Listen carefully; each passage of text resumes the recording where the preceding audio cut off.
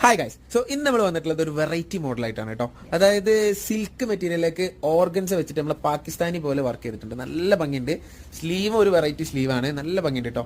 അതായത് ഒരു 1, 2, 3 ഇങ്ങനെ തട്ടായിട്ട് ലെയർ ആയിട്ടാണ് കൊടുത്തിട്ടുള്ളത്. പാകിസ്ഥാനി പോലെ തന്നെ അല്ല, പാകിസ്ഥാനി സ്റ്റൈലാണ്. നല്ലൊരു ലാവൻഡർ ആണ് വരുന്നത്. ഷോൾ വരുന്നത് ഓർഗൻസ ഷോളാണ് കേട്ടോ. നല്ല നീളം വീതിയുള്ള പ്രിന്റഡ് ഷോളാണ് വരുന്നത് ഓർഗൻസയിൽ.